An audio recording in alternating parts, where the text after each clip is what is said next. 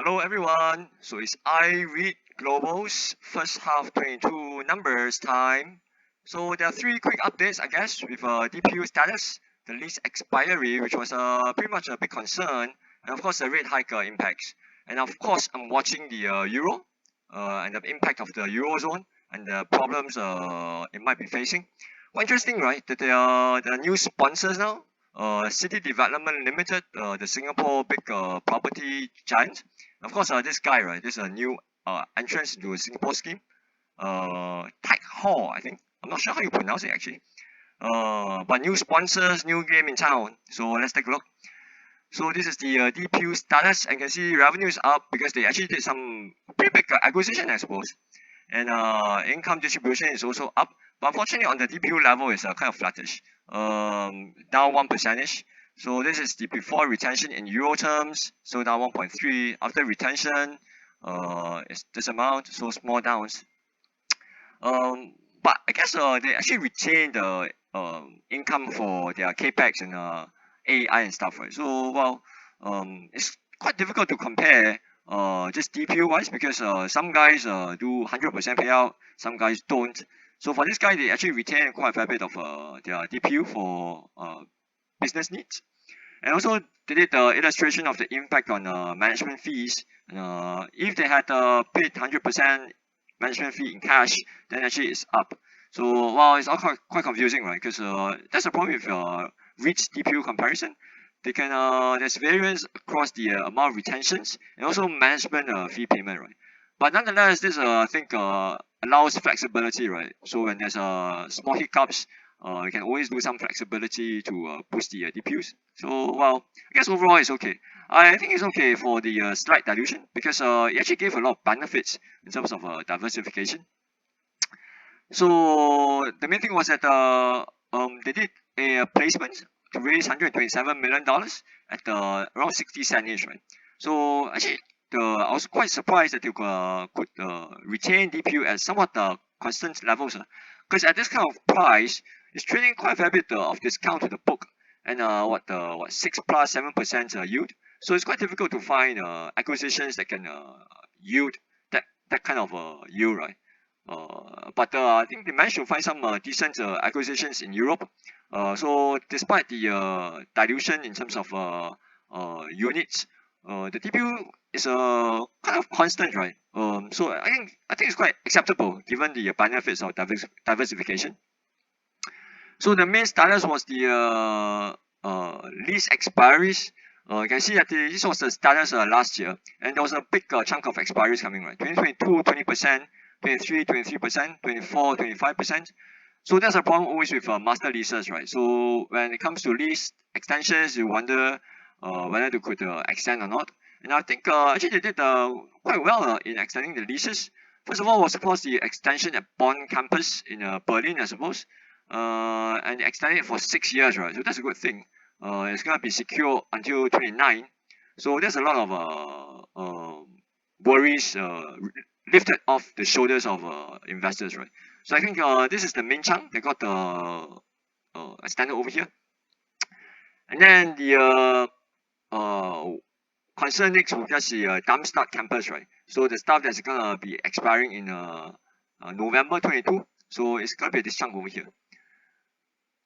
And you can see that the post the Bonn campus extension and renewals and stuff, and the benefits of a new acquisition. You can see that the lease profile has actually been alleviated a lot. The 23 pillar is now kind of gone-ish, and 22 is down by halfish. Of course, 24 is still remaining, so it remains to be seen. And quite a chunk of it is actually extended beyond 27. But of course, this is the main worry that comes. The Darmstadt campus, which expires in November 22. And this is what they say, right? This is in an established office area, previously predominantly occupied by DT. So now DT is trying to rationalize the operations. So vacancy rate has increased. I think more time is needed, they say. So I'm not very sure if they will be able to fill up everything by the time DT vacates in November. So I was kind of curious about this property. So I think best thing to do is just use Google Maps. So let's take a look at the results.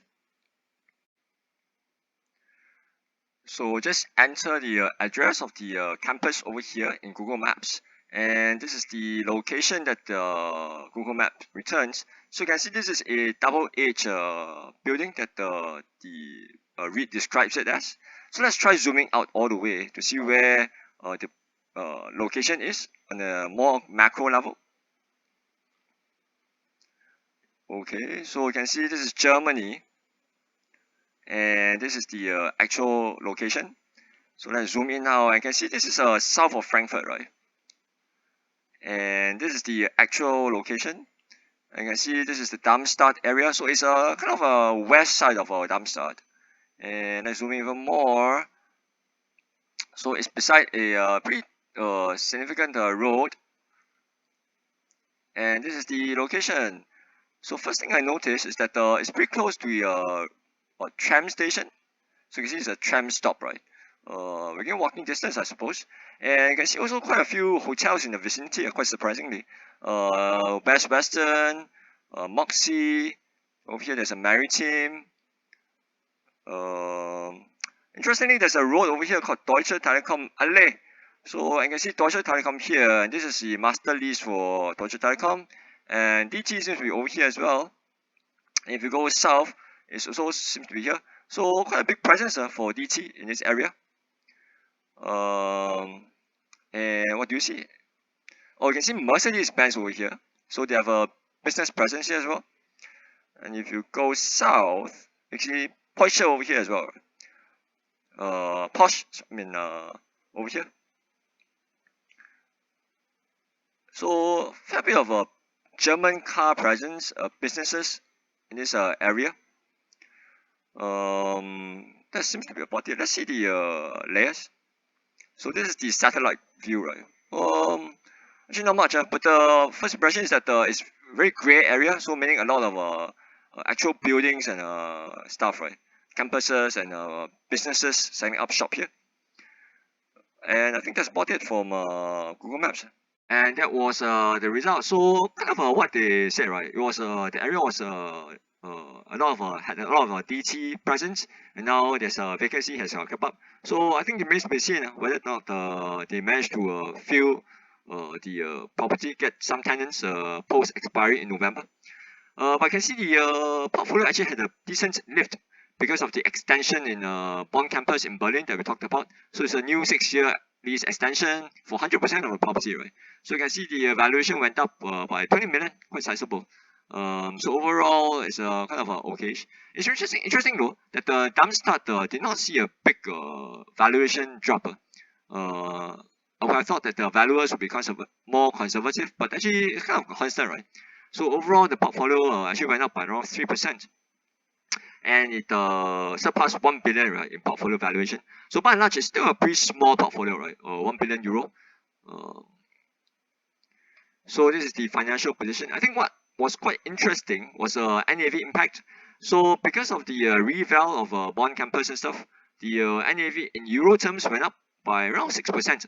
But you can see that the NAV in the Sing terms actually stayed constant, right? So whatever uplift they had in valuation in euro terms was negated by the impact of the Sing appreciating against the euro, right? So euro has really suffered because of the economic woes and the concerns over the Russia-Ukraine war. So we'll talk about it subsequently.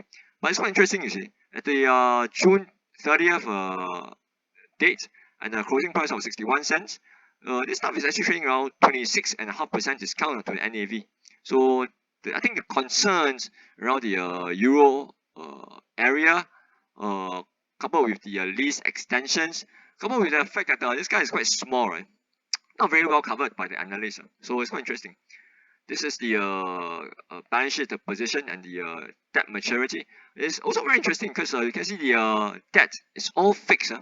So and it's all at the long end at the 2026, 2027. So actually there's no refi needs for the next few years at all. And with the revaluation in the property, the average aggregate leverage is just 31%. It's probably one of the lowest in the S-REIT space, right? With the effective interest rate of just 1.8%. Of course, this is what you expect, right? Because of the Eurozone and the ECB keeping rates pretty low. With the economic woes and concerns in Eurozone and the conflicts between Russia and Ukraine still continuing, I'm doubtful whether the ECB could really raise rates that aggressively that far. Because if you raise rates too fast, the concerns about the fragmentation of the Eurozone it's going to resurface again, right? Then you have the resurfacing of the peaks concern that was in 2013 or something, right? The peripheral area and concerns about it. So I think the concern is really about all this stuff, and I think on the debt management front, this stuff is pretty well shielded. The debt is all fixed, long tenor with no refi needs until 25, and leverage is actually very very low at 31%. See ICR right, it's close to 8 times, very very high actually. So looking ahead, this is I think the main area that is concerning the inflation rates, financing costs, war in Ukraine, and the impact on the Eurozone, right? Especially with the gas situation from Russia. So if Russia is gonna cut gas to Europe, what's gonna happen to the economies, right? Because no gas means no power, no heating means everybody is shivering in cold. So how to work? So in fact, it's a lot of geopolitical uncertainty, I think. In fact, I think the euro problems is much more concerning than the Fed raising rates and stuff. And of course, there's the concern about the Darmstadt campus, the entire lease expiring in end November. So let's see what happens. We've seen the property location on Google Maps, and it's pretty much what they describe, right? So let's see what happens. So I think the main concern, of course, is the euro, right? Look at the euro dollar. In fact, I think at one stage it actually broke parity against the dollar, right? Wow, that was momentum. That was historical, I think. Of course, there might be a bit of a barrier breaking because of the FX. But you can see it's stumbling to multi-year lows against the dollar and also against the Sing as well, right? And if you just type in euro fragmentation risks, you can see all these Google results, and you can just read everything on your own. So I guess for investors, that'll be a main concern: the FX impacts, the geopolitical concerns, and of course the lease in Darmstadt. So we've come to the end of this video. If you like what you saw, remember to like, share, and subscribe.